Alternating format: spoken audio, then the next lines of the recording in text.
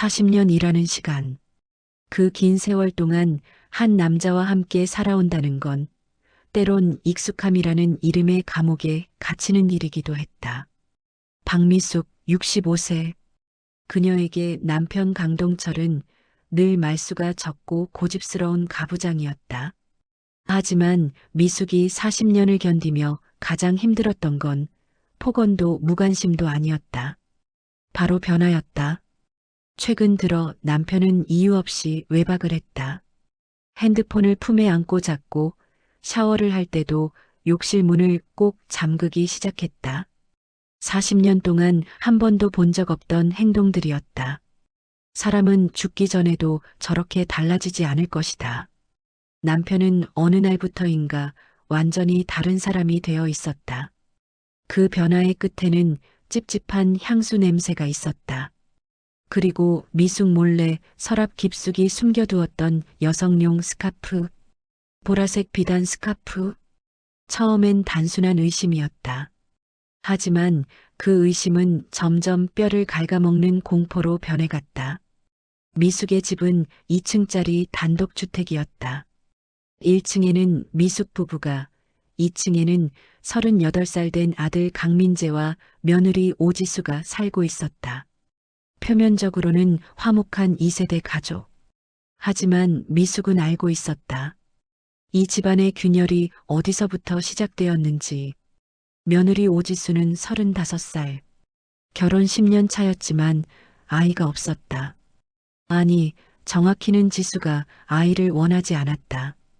그 사실을 안 날 미숙은 며느리를 원망했다. 손주를 볼 수 없다는 절망감보다 자신이 평생 바라던 대가족의 꿈이 무너졌다는 상실감이 더 컸다. 그러던 어느 날 밤, 미숙은 2층에서 울음소리를 들었다. 시계는 밤 11시를 가리키고 있었다. 아들은 야근이라며 아직 돌아오지 않은 시각이었다. 미숙은 계단을 올랐다. 발소리를 최대한 죽이며 어머니한테 더는 숨기기 힘들어요.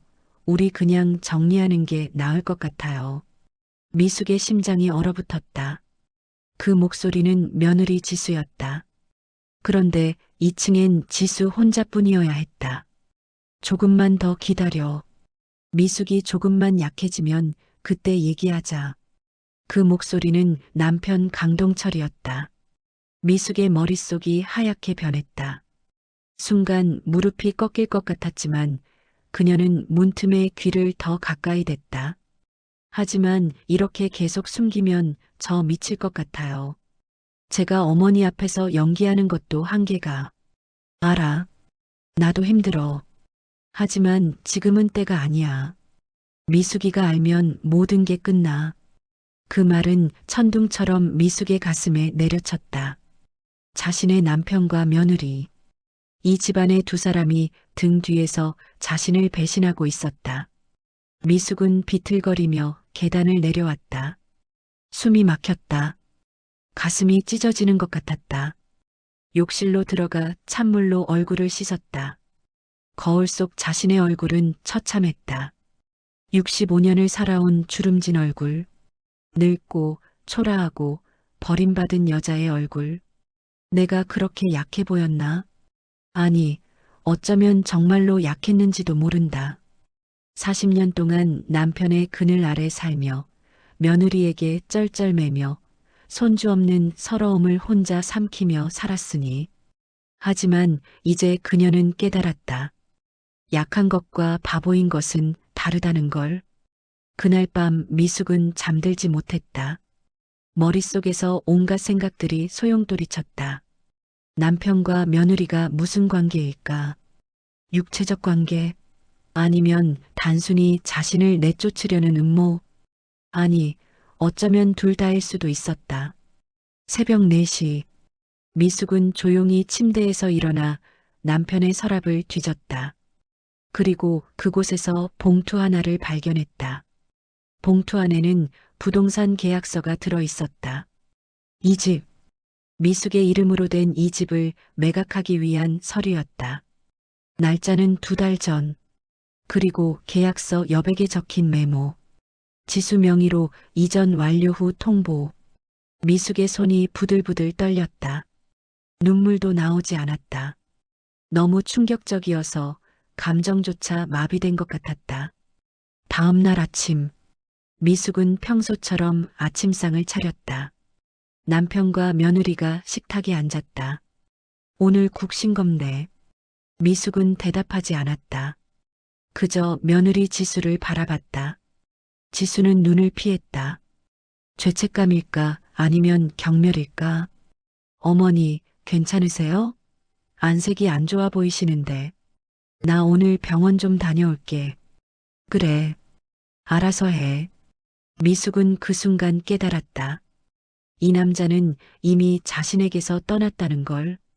40년의 세월이 한순간에 제로 변하는 순간이었다. 미숙은 병원에 가지 않았다.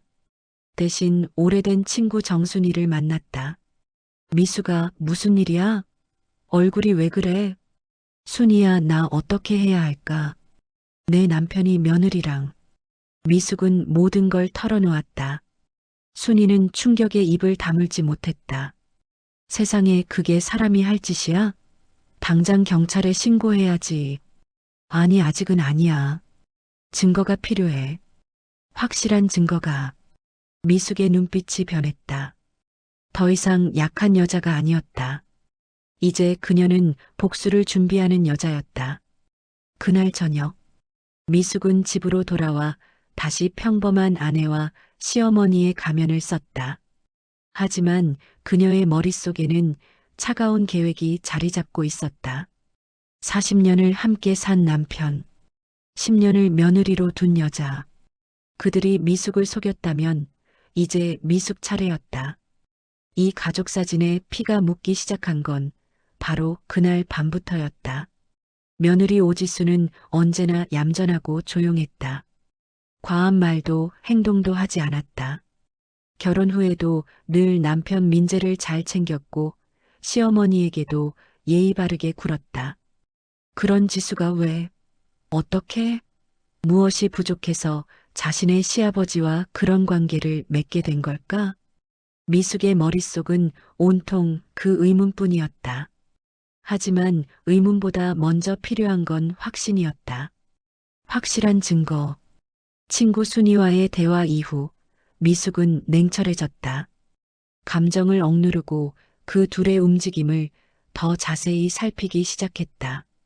그로부터 사흘이 지난 저녁, 미숙은 평소처럼 저녁 식사를 차렸다. 된장찌개, 고등어구이, 시금치나물. 40년 동안 해온 익숙한 메뉴들. 밥 먹어요. 식탁에는 네 사람이 앉았다. 남편 동철, 며느리 지수, 아들 민재, 그리고 미숙. 하지만 민재는 몇 숟가락 뜨더니 곧 일어섰다. 저 회사에 급한 일 생겨서요. 먼저 나갈게요. 또, 요즘 너무 야근 많은 거 아니니? 미숙의 말에 민재는 미안한 듯 웃었다. 이번 프로젝트 끝나면 좀 쉴게요. 어머니. 민재가 현관문을 나서자 식탁엔 세 사람만 남았다. 미숙은 설거지를 하러 부엌으로 갔다.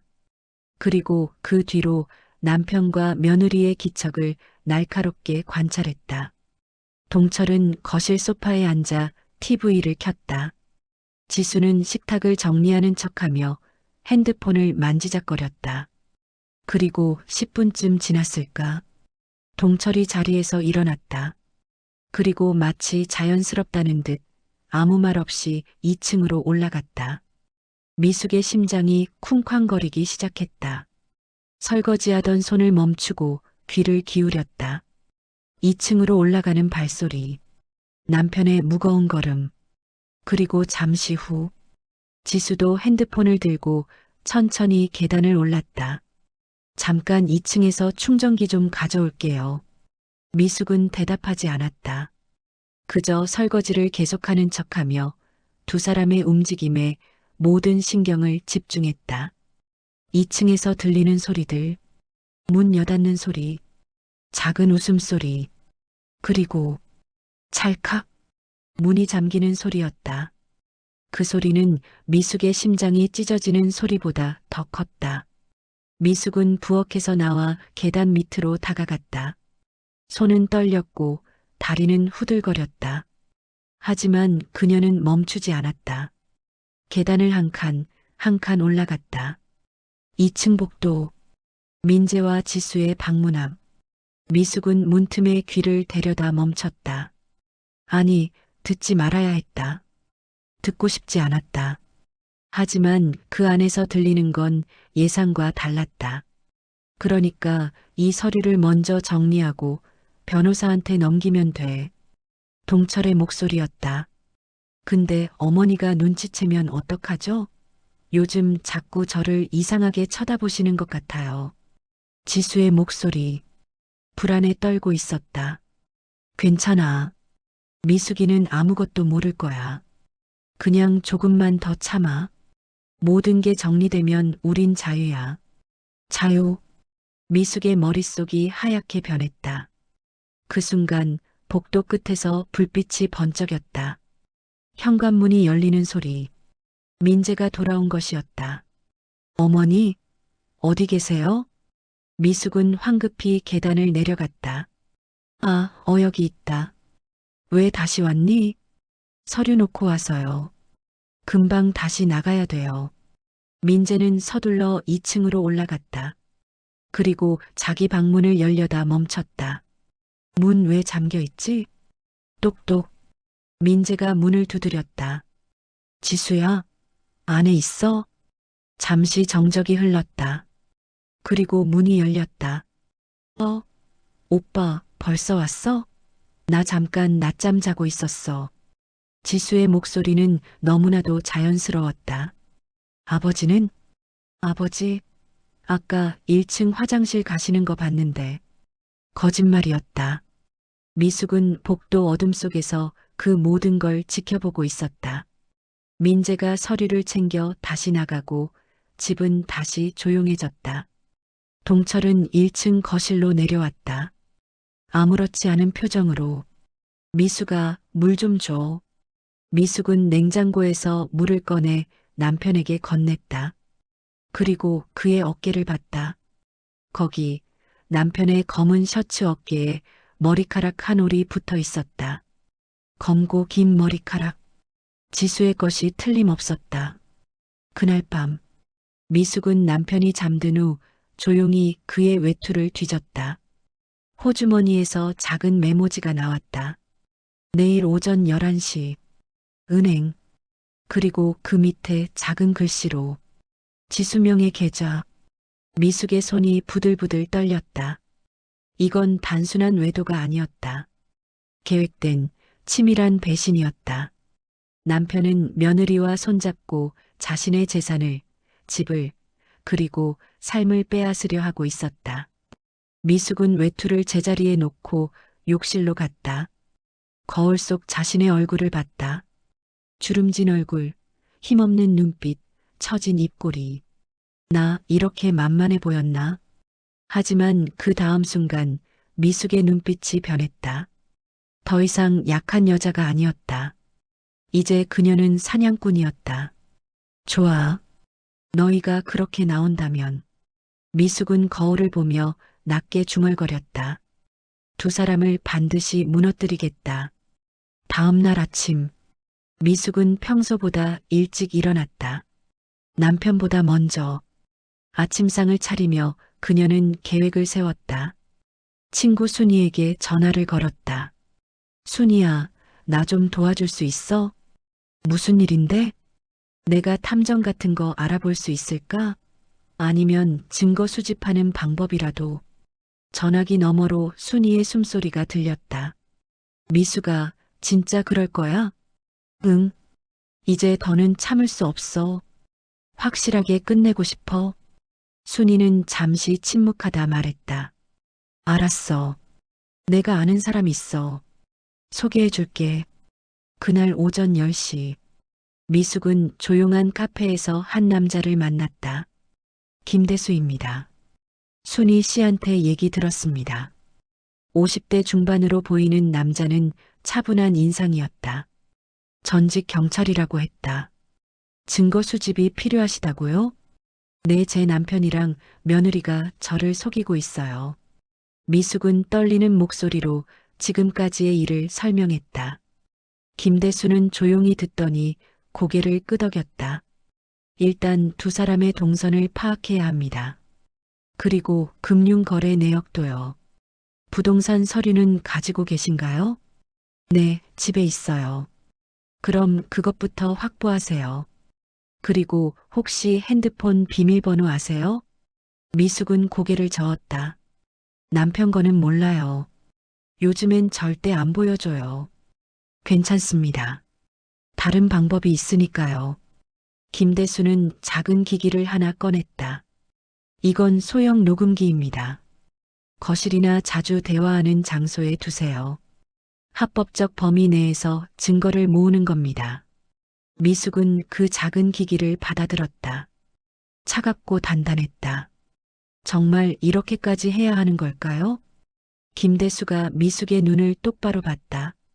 사모님, 지금 사모님한테 필요한 건 망설임이 아니라 결단입니다.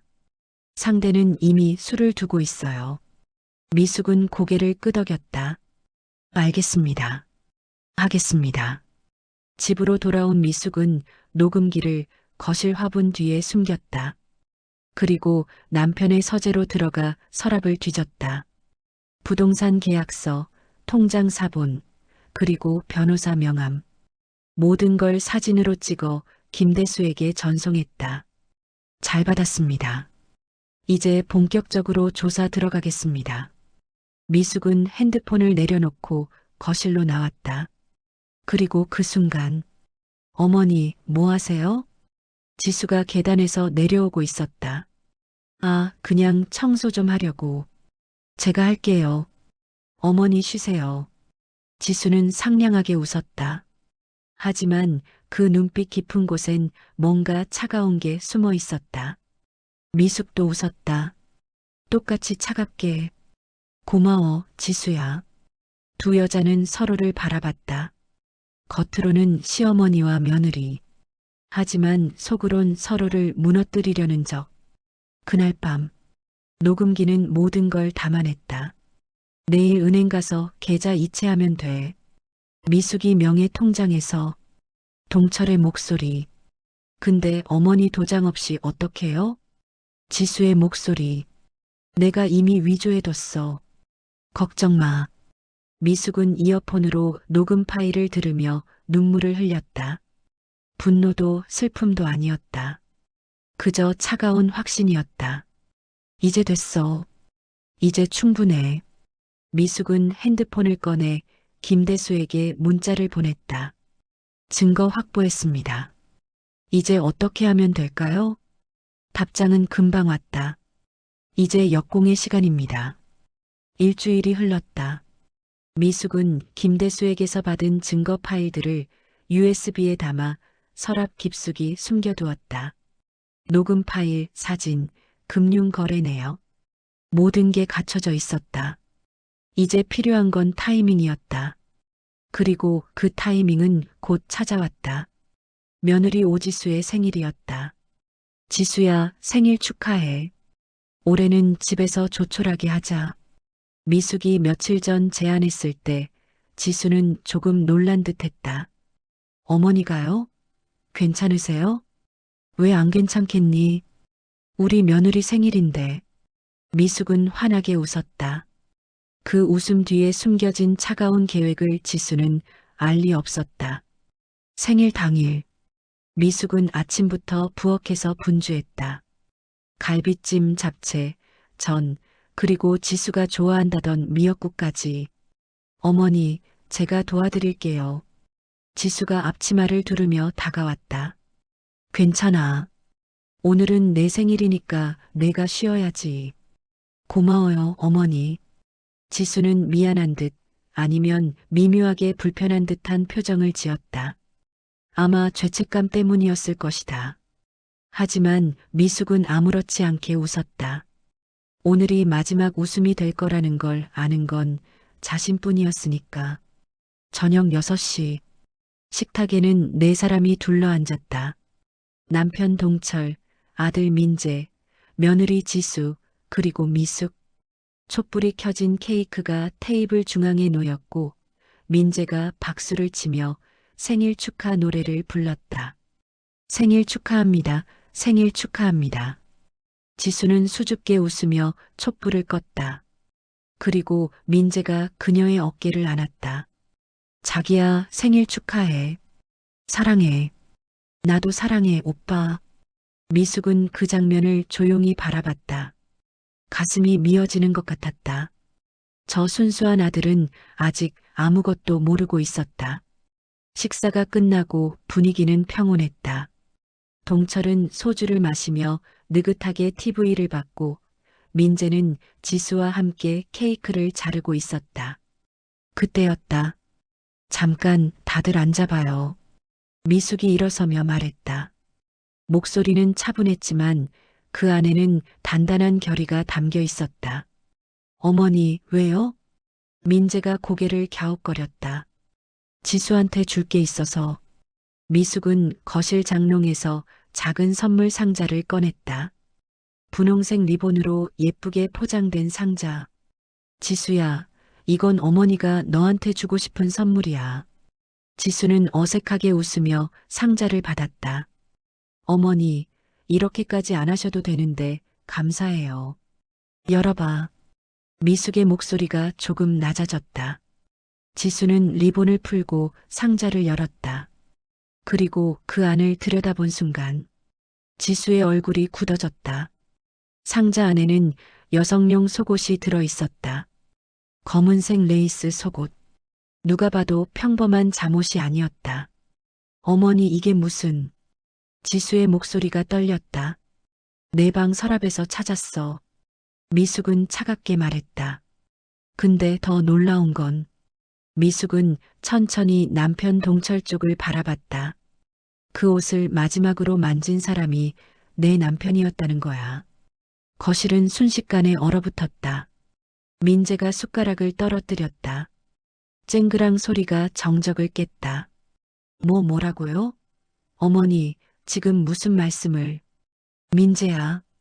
미숙은 아들을 똑바로 봤다. 내 아버지와 내 아내가 너를 배신하고 있어. 어머니, 그게 무슨 말도 안 되는 소리예요. 지수가 벌떡 일어나며 소리쳤다. 얼굴은 새하얗게 질려 있었다. 말도 안 돼? 그럼 이건 뭐지? 미숙은 핸드폰을 꺼냈다. 그리고 녹음 파일을 재생했다. 스피커에서 흘러나오는 목소리. 아버님, 제발 오늘은 여기서 그만해요. 어머니 집에 계시잖아요. 지수의 목소리였다. 떨리고 불안하고 간절했다. 나는 미숙이보다 너랑 있는 게 더 편해. 동철의 목소리. 낮고 무겁고 확신에 차 있었다. 하지만 민재 씨가 알면 어떡해요? 그 애는 아무것도 모를 거야. 순진하니까. 녹음이 끝나자 거실은 완전히 침묵에 잠겼다. 민재는 믿을 수 없다는 표정으로 아버지와 아내를 번갈아 봤다. 손은 부들부들 떨리고 있었다. 아버지, 이게 대체... 준호야. 동철이 입을 열려 했지만 미숙이 가로막았다. 준호가 아니라 민재야. 내 아들 이름 제대로 불러. 동철의 얼굴이 일그러졌다. 어머니, 오해세요. 지수가 울먹이며 말했다. 그건 그냥 농담이었어요. 아버님이랑 저랑 그런 사이 절대 아니에요. 농담? 미숙은 비웃었다. 그럼 이것도 농담이야? 미숙은 또 다른 파일을 꺼냈다. 이번엔 사진이었다. 은행 입출금 내역. 미숙명의 통장에서 700만 원이 빠져나간 기록. 그리고 입금된 계좌는 오지수 명의였다. 내 돈이 내 통장으로 들어갔어. 내 도장을 위조해서. 그건. 지수는 말을 잇지 못했다. 민재가 천천히 일어섰다. 얼굴은 창백했고 눈에는 눈물이 고여 있었다. 지수야, 이게 사실이야? 오빠, 나는. 지수는 대답하지 못했다. 그저 고개를 떨구고 흐느낄 뿐이었다. 민재는 아버지를 봤다. 아버지, 이게 사실이에요? 동철은 한참 동안 아무 말도 하지 않았다. 그리고 마침내 입을 열었다. 민재야, 미안하다. 그 말은 인정이었다. 민재의 주먹이 식탁을 내리쳤다. 미안하다고요? 그게 끝이에요. 민재야, 진정해. 진정하라고요. 제 아내랑 제 아버지가 절 배신했는데. 민재는 소리를 질렀다. 목소리는 분노와 슬픔으로 갈라져 있었다. 지수는 바닥에 주저앉아 울기 시작했다. 오빠 미안해, 정말 미안해. 하지만 민재는 그녀를 보지도 않았다. 그저 현관으로 향했다. 어디 가니, 민재야. 미숙이 다급하게 불렀지만 민재는 문을 박차고 나가버렸다. 지수는 바닥에서 울고 동철은 소파에 주저앉았다. 그리고 미숙은 그 모든 걸 서서 지켜봤다. 승리의 기쁨은 없었다. 그저 텅 빈 허무함만이 남았다. 1시간쯤 지났을까? 지수가 먼저 일어났다. 눈은 퉁퉁 부어 있었고 화장은 다 번져 있었다. 어머니 할 말 있어요. 미숙은 대답하지 않았다. 사실 저랑 아버님은. 지수는 숨을 깊이 들이쉬었다. 육체적 관계는 없었어요. 미숙의 눈이 커졌다. 뭐? 저희는 그냥 계획을 짰을 뿐이에요. 어머니 재산을 빼돌리는 계획. 하지만 그 이상은 아니었어요. 미숙은 멍하니 지수를 봤다. 그럼 녹음 파일은? 그건 아버님이 저한테 의지하신 거예요. 어머니한테 지쳐서. 그래서 제가 위로해드린 거고. 지수는 눈물을 닦으며 말했다. 하지만 어머니는 오해하셨어요. 우린 그런 사이가 아니었어요. 미숙의 머릿속이 복잡해졌다. 그럼 내가 착각한 건가? 아니, 하지만 돈은? 도장 위조는? 그럼 내 돈은 왜 내 통장으로 들어간 거야? 그건. 지수는 입술을 깨물었다. 아버님이 사업 자금이 필요하셨대요. 근데 어머니한테 말하면 반대하실 것 같아서 그래서 몰래. 사업 자금?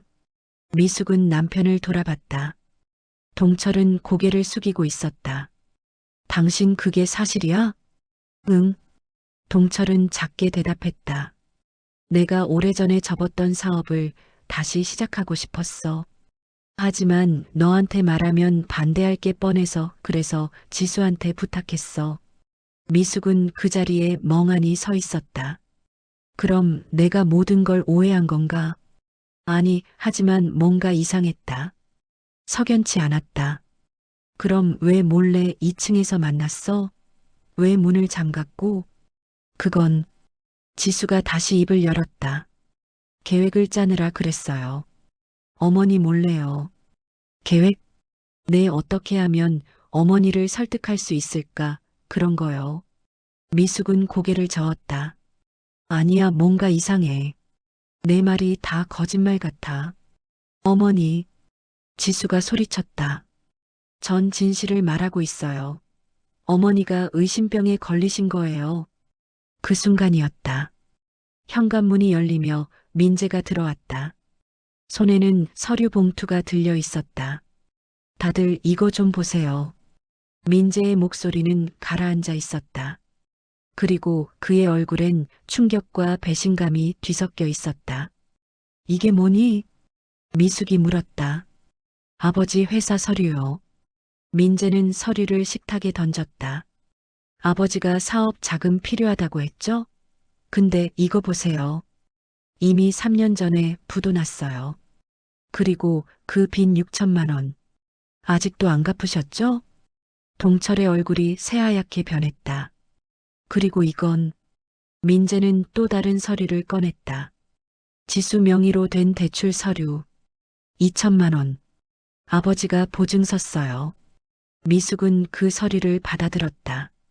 손이 떨렸다. 이게 뭐야? 제가 조사해 봤어요. 아버지랑 지수는 계속 돈을 빼돌리고 있었어요. 어머니 명의로. 민재는 두 사람을 번갈아 봤다. 둘이 그런 사이가 아니라고요? 그럼 이건 뭐예요? 공범이잖아요. 지수는 더 이상 변명하지 못했다. 동철도 침묵했다. 미숙은 그 순간 깨달았다. 자신이 폭로한 건 빙산의 일각에 불과했다는 것을.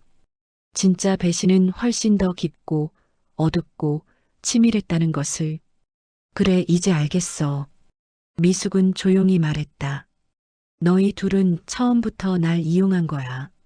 내 돈을, 내 집을, 내 인생을. 미숙은 천천히 두 사람을 바라봤다. 하지만 너희가 예상 못한 게 하나 있어. 뭔데요? 지수가 떨리는 목소리로 물었다. 미숙은 차갑게 웃었다. 내가 이렇게까지 집요할 줄은 몰랐지? 그리고 미숙은 마지막 카드를 꺼냈다. 내일 오전 10시 경찰서에서 만나자. 변호사도 대동할 거야. 경찰서요?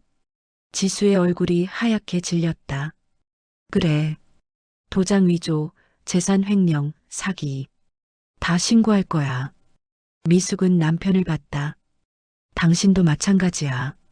40년 결혼 생활은 오늘로 끝이야. 그날 밤, 지수는 짐을 싸서 친정으로 갔고 동철은 서재에 틀어박혔다. 민재는 어머니 방으로 찾아왔다. 어머니 괜찮으세요? 미숙은 창밖을 보며 고개를 끄덕였다. 괜찮아. 이제 시작이니까. 시작이요? 그래. 진짜 복수는 이제부터야. 다음 날 아침 9시. 미숙은 검은색 정장을 꺼내 입었습니다. 40년 전 결혼식 때 입었던 그 정장.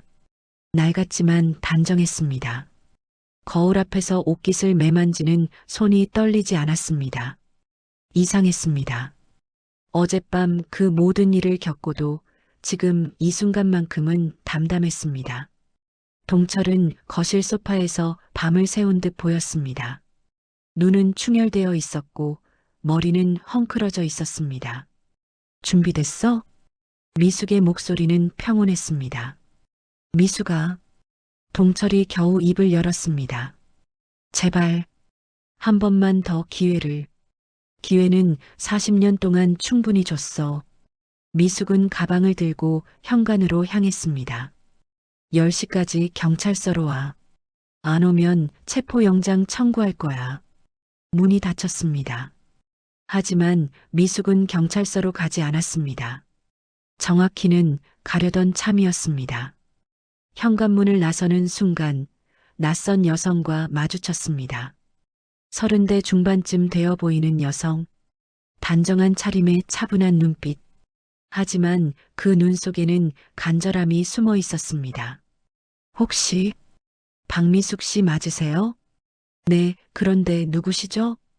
저는 김아영이라고 합니다. 수진이 친구고요. 그 이름을 듣는 순간 미숙의 표정이 굳어졌습니다. 지수 친구요? 무슨 일로? 오늘 꼭 드릴 말씀이 있어서 왔습니다. 10분만 시간 내주실 수 있으세요? 하영의 목소리에는 다급함이 묻어 있었습니다. 미숙은 잠시 망설였습니다. 경찰서 약속 시간이 1시간밖에 남지 않았습니다. 하지만 무언가 직감적으로 느껴졌습니다. 이 여성이 중요한 무언가를 알고 있다는 것을. 들어오세요. 거실 소파에 마주 앉은 두 사람. 하영은 낡은 봉투 하나를 꺼냈습니다. 20여 년은 묵은 듯한 모서리가 해진 봉투였습니다. 미숙 씨, 혹시 강소정이라는 이름 기억하세요? 그 순간 미숙의 얼굴에서 모든 혈색이 사라졌습니다. 강소정. 그 이름은 20년 동안 입 밖으로 꺼낼 수 없었던 이름이었습니다. 미숙의 첫째 딸. 22살에 교통사고로 세상을 떠났다고 그렇게 믿어왔던 딸. 왜 그의 이름을? 미숙의 목소리가 떨렸습니다. 소정 씨는 죽지 않았어요. 시간이 멈췄습니다. 미숙의 입술이 파르르 떨렸고 눈동자는 흔들렸습니다. 손에 쥔 찻잔이 덜컥거렸습니다. 무슨 소리를. 이걸 보세요.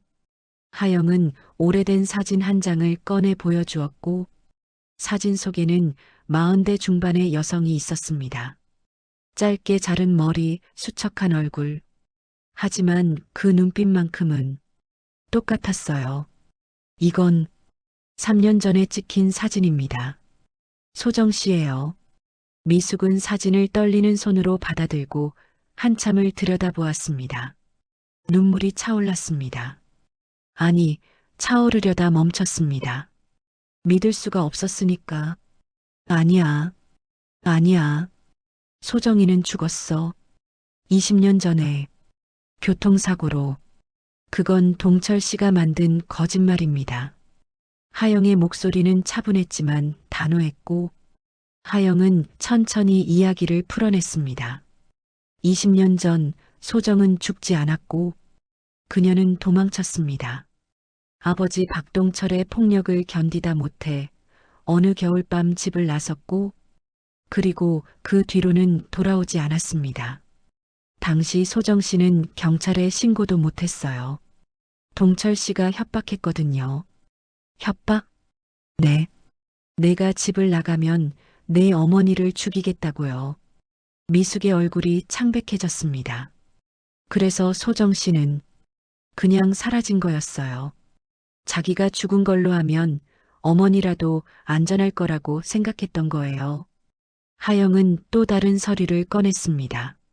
쉼터 입소 기록, 병원 진료 기록, 가명으로 된 취업 기록들. 소정 씨는 15년 동안 이름을 바꿔가며 살았어요. 쉼터에서, 고시원에서, 때로는 찜질방에서 그렇게 버텼습니다. 미숙은 서류를 보며 손을 떨었습니다. 딸의 이름이 3번이나 바뀌어 있었습니다. 김민지, 이서연, 최윤아. 내 딸이 이렇게. 그리고 5년 전이었어요. 지수가 소정 씨를 찾아냈습니다. 미숙의 고개가 번쩍 들렸습니다. 지수가? 네. 지수는 우연히 소정 씨를 알게 됐고 그 뒤로 몇 년간 혼자 언니를 도왔어요. 돈도 보내고 연락도 주고받으며. 하영은 잠시 말을 멈췄습니다. 그리고 동철 씨를 고발할 계획을 세웠었는데 미숙의 머릿속이 복잡하게 돌아갔습니다. 그럼 지수가 동철과 함께 자신을 배신한 게 아니라 잠깐만요. 그럼 지수가 동철 씨랑 같이 내 돈을 빼돌린 건 그건 위장이었어요. 하영이 고개를 끄덕였습니다. 지수는 동철 씨의 신뢰를 얻어야 했어요. 그래야 증거를 모을 수 있으니까. 그래서 일부러 동철 씨 편에 선척했던 겁니다. 하지만 녹음 파일에서 그 녹음도 지수가 일부러 남긴 거였어요. 나중에 증거로 쓰려고요. 미숙은 머리를 감싸쥐었습니다. 모든 게 뒤바뀌고 있었습니다. 그럼 지수가 배신한 게 아니었어? 아니요. 오히려 반대였죠. 지수는 어머니를 구하려고 했던 겁니다. 하영의 눈빛이 슬퍼졌습니다. 하지만 동철 씨가 눈치챘어요. 3달 전의 일이었습니다. 동철은 지수의 계획을 알아챘습니다.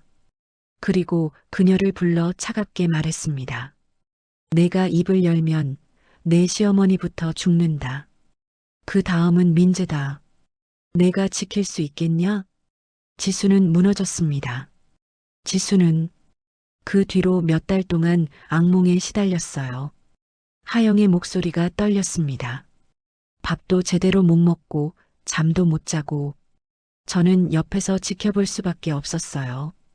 그래서 지수가 그렇게 야윈 거였구나. 미숙은 며칠 전 지수의 핏기 없는 얼굴을 떠올렸습니다. 그때는 죄책감 때문이라고 생각했는데 결국 지수는 계획을 포기했어요. 소정 씨한테도 연락을 끊었고요. 동철 씨한테서 어머니와 민재 씨를 지키기 위해서요. 하영은 마지막 서류를 꺼냈습니다. 이게 소정 씨가 쓴 편지예요. 어머니께 드리라고 부탁받았어요. 미숙은 떨리는 손으로 편지를 펼쳤습니다. 낡은 편지지에 삐뚤빼뚤한 글씨. 하지만 한 글자 한 글자가 절실했습니다. 엄마 미안해요. 나 때문에 20년 동안 고생만 했죠. 아빠가 무서워서 도망쳤어요. 그때 엄마를 두고 간 게 평생 죄책감이에요. 하지만 이제는 엄마가 자유로워졌으면 좋겠어요. 아빠한테서, 그 집에서, 모든 고통에서 엄마, 제발 용서해 주세요. 그리고 이제 행복하세요. 살아남은 딸 소정 올림. 편지를 다 읽은 미숙은 그것을 가슴에 꼭 안았습니다. 눈물이 나올 것 같았지만 이상하게도 나오지 않았습니다. 50년 넘게 살면서 수없이 흘렸던 눈물. 하지만 이제는 그 눈물이 말랐습니다. 미숙은 천천히 일어났습니다. 하영 씨, 소정이는 지금 어디 있어요? 안전한 곳에 있어요. 만나고 싶으시면 언제든 연락 주세요. 하영은 명함을 건넸습니다. 미숙은 명함을 받아들고 고개를 끄덕였습니다. 고마워요. 정말 고마워요. 하영이 떠난 뒤 미숙은 홀로 거실에 앉았습니다. 창밖으로 해가 높이 떠올랐습니다. 경찰서 약속 시간은 이미 한참 지났지만 미숙은 서두르지 않았습니다. 미숙은 부엌으로 걸어갔습니다. 서랍을 열고 오래된 수첩을 꺼냈습니다. 30년 전부터 써온 일기장. 페이지를 넘기며 지난 세월을 돌아봤습니다. 남편에게 맞은 날도, 딸을 잃은 날도, 며느리를 의심한 날도 모든 게 적혀 있었습니다. 미숙은 수첩을 덮었고 천천히 휴대폰을 꺼냈습니다. 오래전 지워버렸던 번호. 하지만 아직도 외우고 있는 번호. 손가락이 번호를 눌렀습니다. 신호음이 울렸습니다. 한 번, 두 번, 세 번.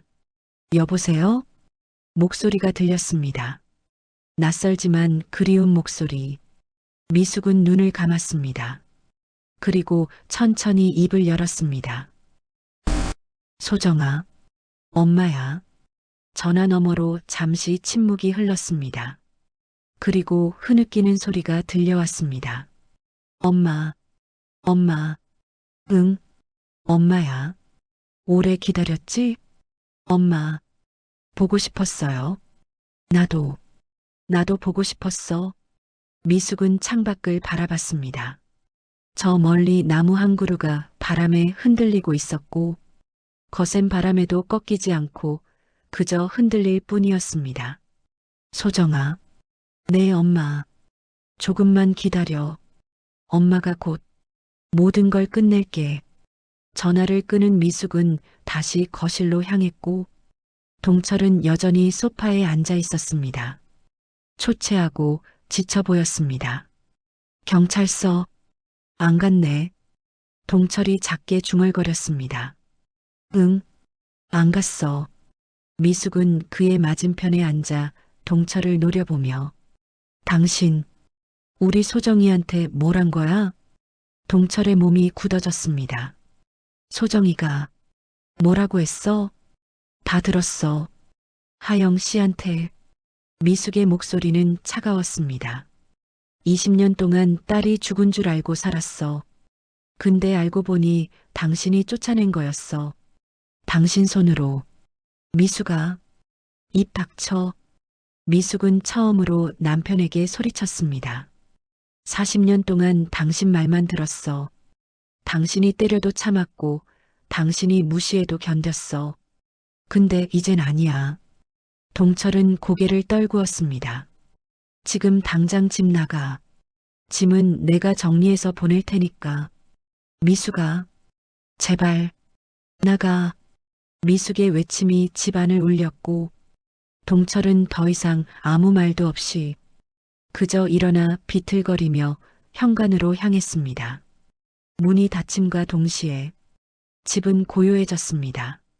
미숙은 홀로 거실에 앉아 해가 서쪽으로 기우는 풍경을 바라보고 있었습니다. 그녀는 조용히 중얼거렸습니다. 이젠 내가 끝낼 차례야. 손에는 여전히 소정의 편지가 쥐어져 있었고 미숙은 직감할 수 있었습니다. 이제 진짜 싸움이 시작된다는 것을. 하지만 결코 두렵지 않았어요. 이번엔 딸들이 곁에 있을 테니까. 그날 밤 미숙은 집안 곳곳을 정리하기 시작했습니다. 40년 동안 쌓인 물건들, 결혼 앨범, 낡은 그릇들, 아이들 옷까지, 남편의 낡은 구두들, 하나하나 꺼내며 미숙은 생각했습니다. 내일이면 이 집은 완전히 달라질 거라고. 서랍 깊숙한 곳에서 발견된 오래된 사진 한 장. 40년 전 결혼 사진. 25살의 미숙이 순백의 한복을 입고 수줍게 웃고 있었습니다. 그 옆에는 28살의 동철. 당시에는 든든해 보였던 그가 지금은 악마같이 보였습니다. 미숙은 사진을 천천히 찢었습니다. 찢어진 사진 조각들이 바닥에 흩어졌습니다. 마치 산산조각 난 삶처럼. 하지만 미숙은 울지 않았습니다. 이미 눈물은 다 말랐으니까. 자정이 가까워진 시간. 동철은 집으로 돌아와 아무 말 없이 방으로 향했습니다.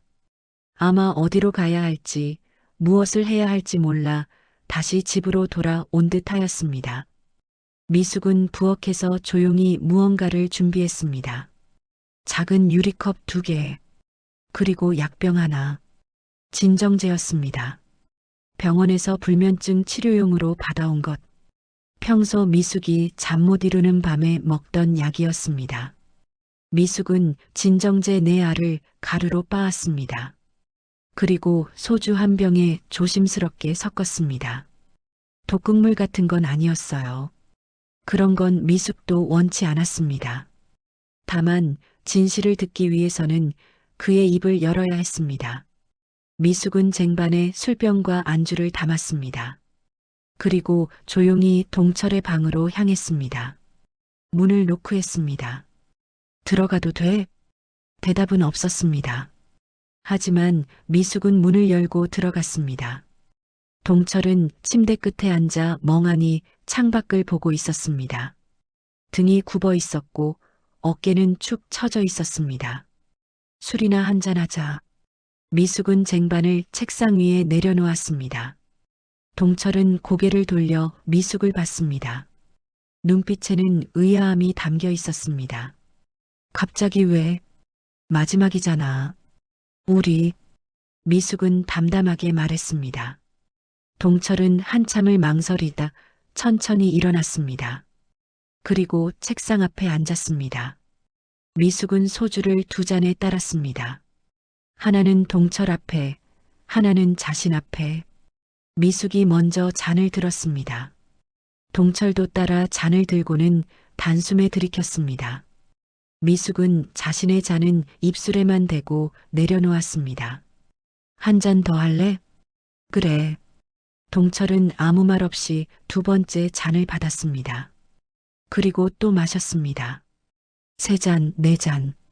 10분쯤 지나자 동철의 눈빛이 흐릿해지기 시작했습니다. 당신, 괜찮아? 미숙이 조심스럽게 물었습니다. 응. 근데 좀 어지럽네. 동철은 이마를 짚었고 몸이 휘청거렸습니다. 미숙은 그때 가방에서 작은 녹음기를 꺼냈습니다. 그리고 책상 구석에 조용히 올려놓고는 녹음 버튼을 눌렀습니다. 당신한테 물어볼 게 있어. 뭔데? 동철의 말이 어눌해졌습니다. 진정제가 효과를 발휘하기 시작했습니다. 소정이 얘기야. 그 이름을 듣는 순간 동철의 몸이 굳었습니다. 하지만 약기운 때문인지 제대로 반응하지 못했습니다. 당신, 소정이한테 뭘 한 거야? 미숙의 목소리는 차갑고 단호했습니다. 아무것도 안 했어. 거짓말하지 마. 하영 씨한테 다 들었어. 동철은 한참 동안 침묵했습니다. 그러다 마침내 입을 열었습니다. 때렸어. 왜? 말을 안 들어서. 미숙의 손이 떨렸습니다. 하지만 목소리는 흔들리지 않았습니다. 얼마나? 기억 안 나. 기억 안 나긴. 다 기억할 거야, 당신은. 미숙은 다시 술을 따라 동철 앞에 밀었습니다. 마저 마셔. 그리고 다 말해. 동철은 술을 마시며 하나둘씩 털어놓기 시작했습니다. 소정이 고등학교 2학년 때부터 폭력이 시작됐다고 했습니다. 성적이 떨어졌다는 이유로, 말대꾸를 했다는 이유로, 때로는 아무 이유 없이 그 애가 날 무시하는 것 같았어. 동철의 목소리는 흐릿했지만 솔직했습니다. 그래서 때린 거야? 응. 얼마나 자주? 일주일에. 서너 번? 미숙은 입술을 깨물었습니다. 피가 날 것 같았습니다. 그리고 그 애가 22살 되던 해, 동철은 말을 멈췄습니다. 말해. 집을 나가려고 했어. 그래서 협박했어. 내가 나가면 엄마를 죽이겠다고. 미숙의 눈에서 눈물이 흘렀습니다. 하지만 목소리는 여전히 차가웠습니다. 그래서 그 애는 그날 밤 도망갔어. 아무 말도 없이. 당신은 경찰에 거짓 신고했어. 교통사고로 죽었다고. 미숙은 책상을 움켜쥐었습니다. 손톱이 나무를 파고들었습니다. 지수는? 미숙이 다시 물었습니다. 지수? 그 애한테도 뭘 한 거지? 동철은 한참을 망설였습니다. 하지만 결국 입을 열었습니다. 지수가 소정이를 찾았어. 5년 전에. 알아. 그래서 나한테 따졌어. 왜 그런 짓을 했냐고. 경찰에 신고하겠다고. 그래서 협박한 거지? 응. 동철은 고개를 떨궜습니다. 뭐라고 협박했어?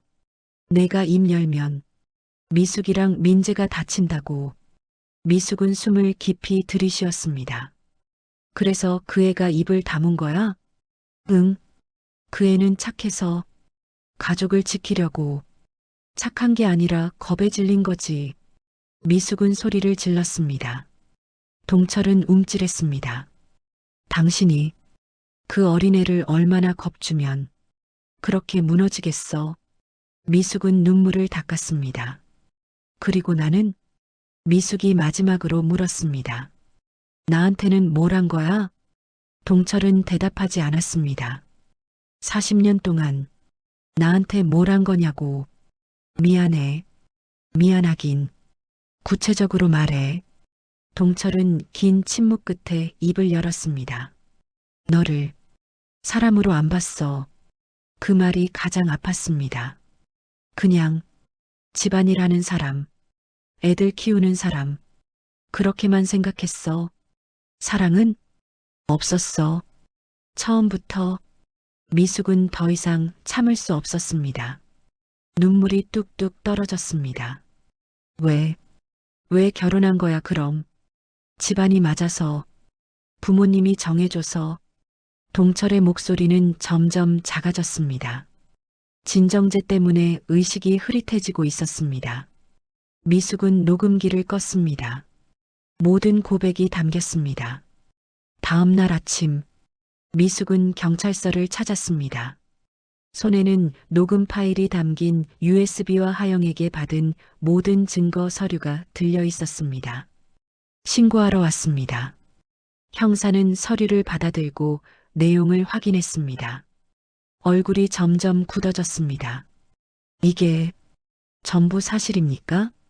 네. 녹음 파일도 있습니다. 형사는 USB를 받아 재생했습니다. 동철의 목소리가 흘러나왔습니다. 때렸어. 일주일에 서너 번. 협박했어. 내가 나가면 엄마를 죽이겠다고. 형사는 녹음을 다 듣고 나서 미숙을 봤습니다. 부인, 힘드셨겠습니다. 괜찮습니다. 이제는. 미숙의 목소리는 담담했습니다. 즉시 조사 들어가겠습니다. 증거가 명확하니 구속영장 청구도 가능할 것 같습니다. 감사합니다. 미숙은 고개를 숙여 감사 인사를 한 후 경찰서를 나오는 길 미숙은 하늘을 올려다봤습니다. 구름 한 점 없이 맑았던 하늘. 일주일 뒤 동철은 가정폭력, 협박, 허위 신고 등의 혐의로 체포됐습니다. 수갑이 채워지는 순간 동철은 미숙을 받습니다. 미숙아. 하지만 미숙은 대답하지 않았습니다. 그저 조용히 지켜볼 뿐. 동철은 경찰차에 올라 탄핵에서 멀어졌습니다. 40년 결혼 생활의 끝. 석 달이 흘렀습니다. 지수는 심리 치료를 받으며 천천히 회복 중이었고 민재는 아내 곁을 떠나지 않았습니다. 오빠, 미안해. 지수가 조용히 말했습니다. 미안할 거 없어. 내 잘못이 아니야. 하지만 아버지 잘못이야. 그리고 내가 미처 몰라본 게 잘못이지. 민재는 지수의 손을 꼭 잡았습니다. 이제 괜찮아질 거야, 우리. 지수는 눈물을 흘리며 고개를 끄덕였습니다. 그리고 어느 봄날, 미숙은 약속 장소로 향했습니다. 조용한 카페, 창가 자리, 그곳에 한 여성이 앉아 있었습니다. 40 중반, 짧게 자른 머리, 수척한 얼굴, 하지만 눈빛만큼은 여전히 맑았습니다. 미숙은 천천히 다가갔습니다. 소정아? 여성이 고개를 들었습니다. 그리고 눈물을 흘리며 일어났습니다. 엄마, 소정아. 미숙은 달려가 딸을 끌어안았습니다. 20년 만이었습니다. 20년 동안 죽은 줄로만 알았던 딸이었습니다. 엄마, 보고 싶었어요. 나도 보고 싶었어. 두 사람은 한참을 울었습니다. 주변 사람들이 쳐다봤지만 상관없었습니다. 20년의 세월이 눈물로 흘러내렸습니다. 한참 뒤 두 사람은 자리에 앉았습니다. 엄마, 나 이제 괜찮아. 소정이 조심스럽게 말했습니다. 괜찮긴. 엄마가 봐도 너무 말랐어. 미숙은 딸의 손을 꼭 잡았습니다. 뼈만 남은 것 같은 손이었습니다. 이제부터 잘 먹어야 해. 엄마가 맨날 맛 있는 거 해줄게. 엄마, 그리고 같이 살자. 집 넓은데 혼자 사는 거 외로워. 하지만은 무슨. 20년을 함께 살지 못했는데 이제라도 붙어 살아야지. 미숙은 웃으며 말했습니다. 소정도 눈물을 닦으며 웃었습니다. 감사해요, 엄마. 감사는 무슨. 내가 미안하지. 그때 몰라봐서. 아니에요. 엄마 잘못 아니에요. 두 사람은 다시 손을 꼭 잡았습니다. 몇 달 뒤 미숙의 집 거실에는 새 가족 사진이 걸렸습니다. 미숙, 소정, 민재, 지수. 네 사람이 환하게 웃고 있었습니다. 동철은 없었고, 하지만 아무도 그 빈자리를 아쉬워하진 않았습니다. 오히려 그 빈자리는 자유가 있었고, 미숙은 사진을 보며 조용히 미소 지었습니다. 찢어진 가족 사진. 하지만 그 위에 새로운 가족이 다시 피어났고, 더 작지만 더 단단한 가족이었습니다. 어느 저녁, 미숙과 소정은 부엌에서 함께 저녁을 준비했습니다. 엄마, 파 이렇게 써는 거 맞아요? 응, 잘했어. 우리 소정이 요리 재능 있네? 엄마한테 배웠으니까요. 두 사람은 웃으며 요리를 이어갔습니다. 거실에서는 민재와 지수가 TV를 보며 웃고 있었습니다.